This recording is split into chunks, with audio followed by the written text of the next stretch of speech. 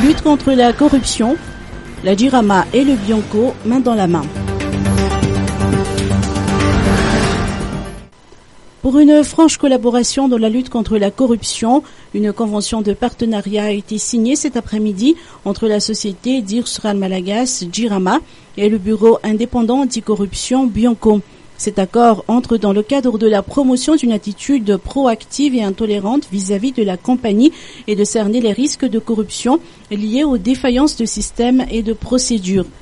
Ainsi, le Bianco va accompagner la Jirama pour l'élaboration d'un plan anticorruption. Jean-Louis Andiamfid, directeur général du Bianco, ne manque pas de préciser qu'il s'agit d'une convention importante pour l'administration dans un secteur sensible. En fait, mon premier mot est de remercier le ciel, Dieu Tout-Puissant, de nous avoir accordé donc cette soirée qui nous a permis de procéder à cette signature d'une convention très importante sur l'administration d'un secteur très sensible dans notre pays, la Jirama.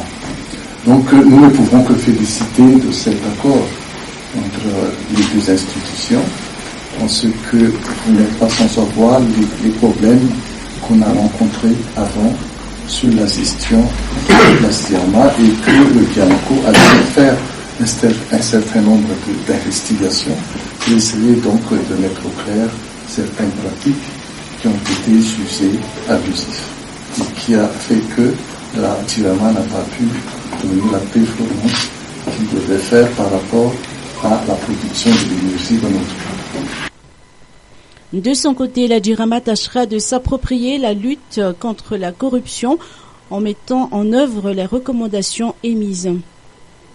La Jirama, je le rappelle, est la plus grande structure productive d'État dans ce pays, aussi bien de par sa taille que par le nombre de ses employés, que par les flux financiers qu'elle génère. Donc l'accomplissement du plan de redressement de la Jirama devrait aboutir à, ne serait-ce qu'en termes de chiffre d'affaires, au dépassement des 1000 milliards d'ariars de revenus à l'horizon 2020, ce qui est quand même très conséquent. Donc nous devons, en accompagnant le plan de redressement de la Jirama, qui doit amener à un changement de modèle industriel, donc à un changement de mode de management, doit à tout prix faire en sorte que toutes les zones de risque qui ont été identifiées, ayant abouti à certaines pratiques abusives, comme le signalait monsieur le directeur général du Bianco, soient éradiquées. Le but ultime de cette convention consiste en l'amélioration de la qualité des services et la contribution au renforcement du développement économique du pays.